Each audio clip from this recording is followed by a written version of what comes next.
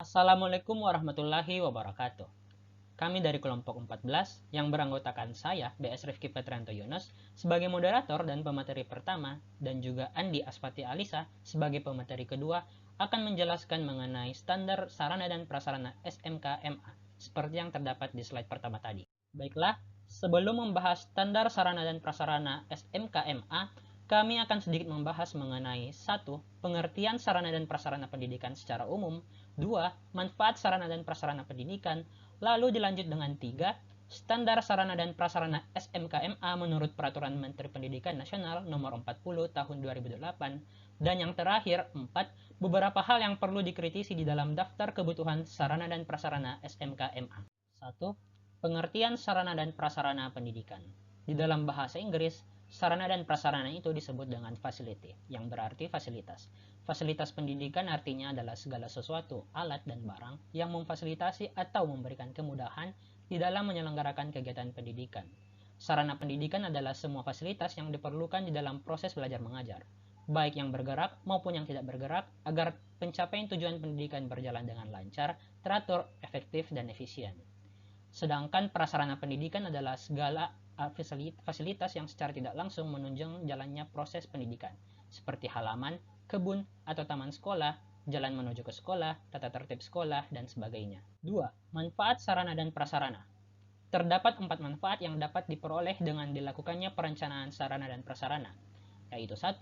Dapat membantu dalam menentukan tujuan, 2. Meletakkan dasar-dasar dan menentukan langkah-langkah yang akan dilakukan, 3. Menghilangkan ketidakpastian, dan 4. Dapat dijadikan sebagai suatu pedoman atau dasar untuk melakukan pengawasan, pengendalian, dan penilaian agar nantinya kegiatan dapat berjalan secara efektif dan efisien. Inti manajemen sarana dan prasarana pendidikan ini adalah tugasnya untuk mengatur dan menjaga sarana dan prasarana pendidikan agar memberikan kontribusi secara optimal dan berarti pada jalannya proses pendidikan. 3. Standar sarana dan prasarana SMK MA menurut Peraturan Menteri Pendidikan Nasional Nomor 40 Tahun 2008. Terdapat beberapa hasil dari pengadaan Peraturan Menteri Pendidikan Nasional Nomor 40 Tahun 2008 tersebut, yaitu Peraturan Menteri Pendidikan Nasional tentang Standar Sarana dan Prasarana untuk Sekolah Menengah Kejuruan atau Madrasah Aliyah Kejurusan. Poin-poin dari hasil tersebut telah kami bagi menjadi beberapa bagian, seperti memenuhi kebutuhan sarana dan prasarana di dalam A. Kelas. Diadakannya perabot sebagai sarana pengisi ruang, peralatan sebagai sarana yang secara langsung digunakan di dalam kelas, media pendidikan sebagai peralatan yang digunakan untuk membantu komunikasi dalam pelajaran, buku pelajaran yang menjadi pegangan peserta didik dan guru untuk setiap mata pelajaran, buku pengayaan untuk memperkaya pengetahuan peserta didik dan guru, buku referensi, dan sumber belajar lainnya. B. Bangunan sekolah dan struktur kelas.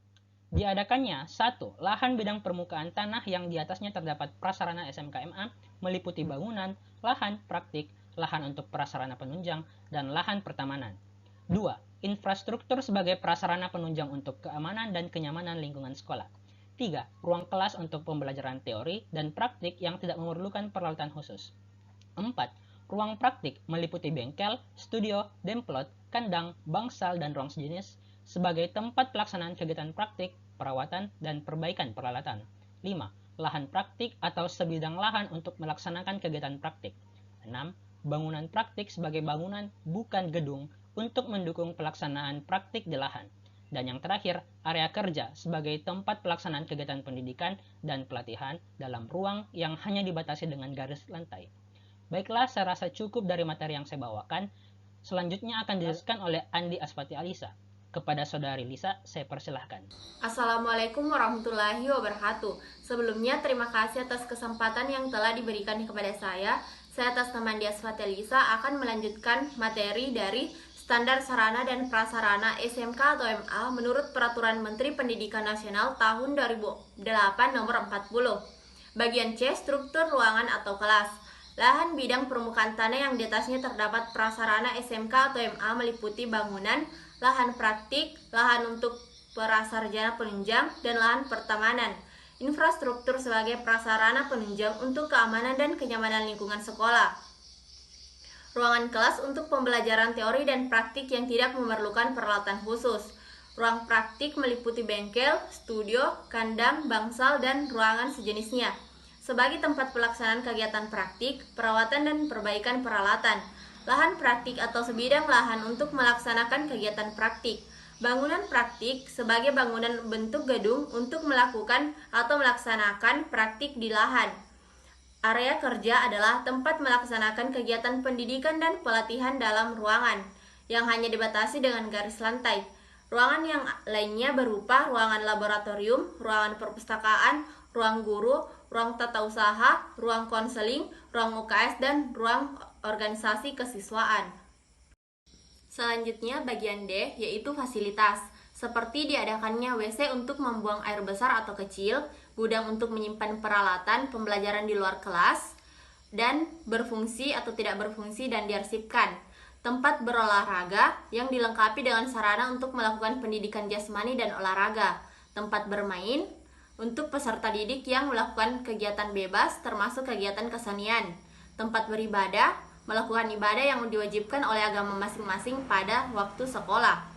Program keahlian sebagai program studi yang ditawarkan di SMK atau MA dan juga rombongan pembelajaran atau rombongan belajar kelompok peserta didik yang terdaftar pada satu satuan kelas. Dan yang terakhir adalah beberapa tambahan dari kami, yaitu hal-hal yang perlu dikritisi dalam daftar kebutuhan sarana dan prasarana SMK atau MA. Hal-hal tersebut merupakan hasil dari pemikiran kami sendiri, serta ada beberapa bacaan yang telah kami dapatkan dari internet, yaitu 1. Pendekatan penentuan kebutuhan sarana dan prasarana pendidikan SMK. 2. Daftar kebutuhan peralatan per ruang, area kerja, dan praktik. Ketiga, format spesifikasi atau deskripsi kebutuhan komposisi kelas atau kelas paralel. Dan yang keempat, daftar kebutuhan ruang dan subruang pembelajaran. Selanjutnya, ada beberapa hal juga yang perlu dikritisi dalam sarana dan prasarana MA, yaitu fasilitas, 1. Laboratorium komputer, bahasa, kesehatan, dan sebagainya.